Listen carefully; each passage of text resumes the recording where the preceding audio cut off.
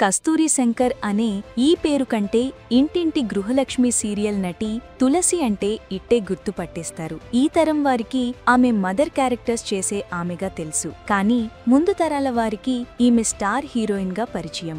వయసు మీద పడుతున్నప్పటికీ అప్పుడప్పుడు చిన్న చిన్న బట్టలేస్తూ ఈ వయసులో ఇవవసరమా అని నెటిజన్స్ నుండి కమెంట్స్ ఎదుర్కొంటూ ఉంటుంది. అంతేకాదు వివాదాలకు మాత్రం కేర్ ఆఫ్ అడ్రస్. ప్రతి విషయంలో తలదూర్చి అది వివాదంగా మార్చి అందరి నోళ్లల్లో నానుతుంది. ఓసారి జైలుకు కూడా వెళ్ళింది. మరి జైలు వెళ్లే అంతా ఆమె చేసిన ఆ తప్పు ఏంటి? అల్లు అర్జున్ పై చేసిన ఆ కమెంట్స్ ఏంటి? కూతురు విషయంలో ఆమె పడిన ఆ బాధలు ఏంటి అనే విషయాలు ఈ వీడియోలో తెలుసుకుందాం. సో వీడియోని స్కిప్ చేయకుండా ఎండ్ వరకు చూడండి.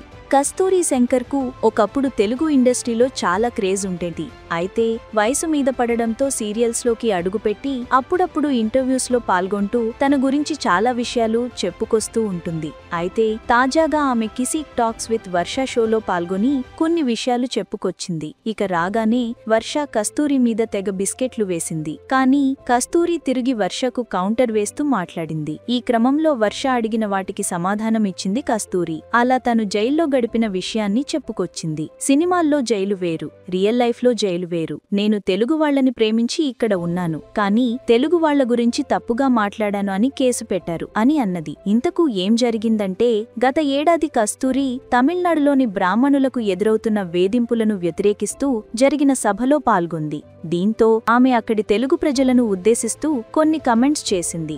సుమారు 300 ఏళ్ల క్రితం తెలుగువారు తమిళనాడుకు వలస వచ్చారు. ఇక్కడి రాజుల అంతఃపురాల్లో ఆడవారికి సేవకులుగా ఉండేవారు. అలా వలస వచ్చిన వారు తమిళులమని చెప్పుకుంటున్నారు. స్థానికంగా ఉన్న బ్రాహ్మణులను తమిళులు కాదంటున్నారని ఆమె కమెంట్స్ చేయడంతో కస్తూరి తెలుగువారిని తక్కువ చేసి మాట్లాడి తెలుగువారి మనోభావాలు దెబ్బతీయడంతో ఆమె మీద కేసు నమోదయింది. దీంతో ఆమె తెలుగువారికి క్షమాపణలు చెప్పాలంటూ వాదనలు రావడంతో ఆమె తను చేసిన వ్యాఖ్యల్ని సమర్థించుకుంది. నాకు తమిళనాడు పుట్టినిల్లు, అయితే తెలుగు గడ్డ మెట్టినిల్లు లాంటిది. నేను తెలుగువారిని అవమానించలేదు. నా వ్యాఖ్యలను కొందరు తప్పుపట్టారు అని అన్నది. అలా ఆమె మీద కేసు నమోదు కావడంతో కొన్ని రోజులు పరారీలో ఉండగా పోలీసులు ఆమెను వెతికి అరెస్ట్ చేయడంతో 3 రోజులు జైల్లో గడిపింది. అయితే పుష్పం మూవీ సమయంలో సంధ్య థియేటర్ దగ్గర జరిగిన తొక్కిసలాట కారణంగా అల్లు అర్జున్ అరెస్ట్ అయిన విషయం తెలిసిందే. ఇక ఆ సమయంలోనూ కస్తూరి అల్లు అర్జున్ అరెస్ట్ పై కొన్ని కమెంట్స్ చేసింది. జైలుకు వెళ్లిన వారందర్నీ నగ్నంగా నిలబడతారు, ఎలా పుట్టామో అలాగే నిలబడాలి. ఆడవాళ్లకైతే లేడీ పోలీసులు ముట్టుకొని మరీ టెస్ట్ చేస్తారు. పళ్లల్లో బాడీలో ఎక్కడైనా ఏమైనా దాచుకున్నామా అని పరీక్షిస్తారు. ప్రైవేట్ పార్టీలో ఏముందో కూడా టెస్ట్ చేస్తారు. 3 సార్లు బింగీలు తీయమని చెప్తారు. సాధారణ జీవితం గడిపి జైలుకు వెళ్తే అవమానంతో చచ్చిపోయినట్టు ఉంటుంది. అలాంటిది ఓ స్టార్డమ్, విలాసాలు, సౌకర్యాలను అనుభవించి జైలుకు వెళితే ఇంకెలా ఉంటుందో అర్థం చేసుకోండి.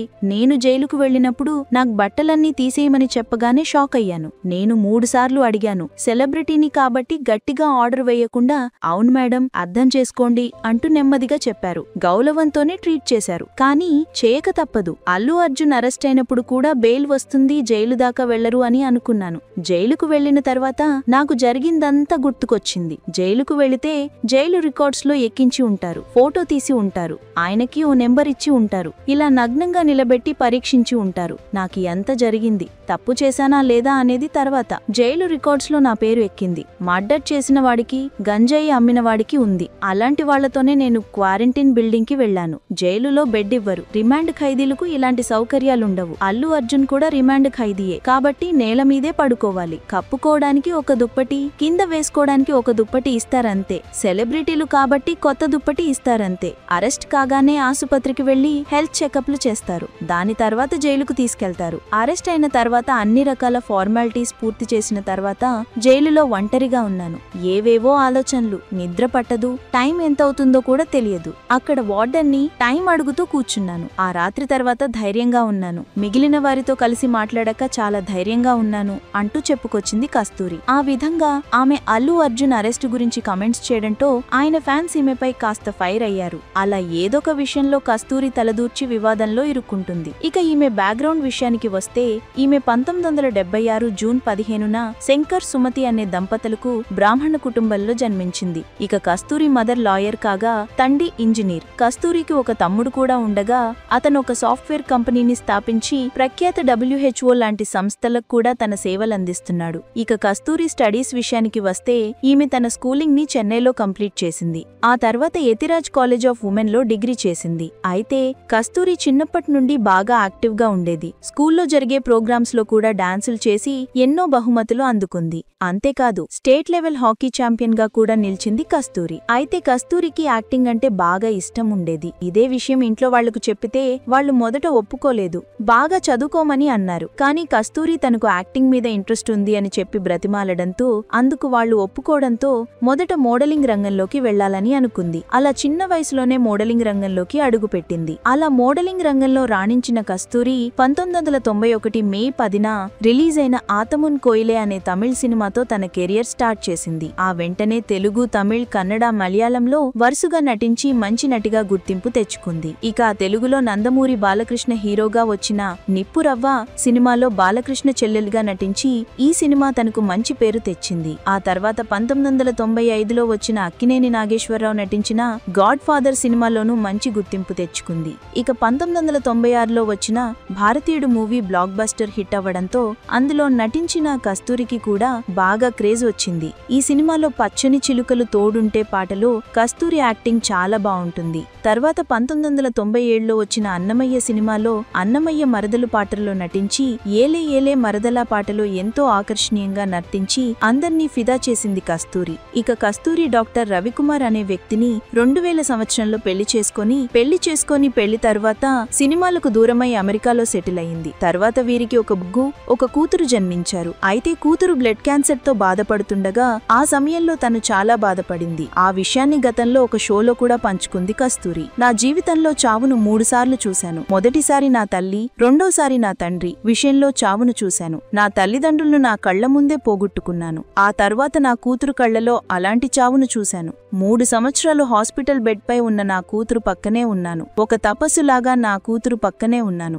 ఆ సమయంలో నాకు బాబు పుట్టాడు. కానీ 3 ఏళ్లు నా బాబును కూడా సరిగా చూడలేదు. నా కూతుర్ని బ్రతికించుకోవాలనే ప్రయత్నం తప్ప మరొకటి నాకు లేదు అని కస్తూరి ఎమోషనల్ అయ్యింది. జీవితంలో ట్యాగ్ ఆఫ్ వార్ గేమ్ ఆడానా అనిపిస్తుంది. నా కూతురు ప్రాణాలను తీసుకువెళ్లడానికి ఒకవైపు యముడు, నా కూతురు ప్రాణాలను కాపాడుకోవడానికి మరొక వైపు నేను. అలా యముడితో పోరాటం చేశాను. ఊపిరి ఉన్నంత వరకు ప్రతిరోజు ఫైట్ చేయాలని నా కూతురు నేర్పింది. నేను ఏడుస్తుంటే నా కూతురు ఎప్పుడూ కంటతడి పెట్టలేదు. అదే ధైర్యం నాలో నింపింది.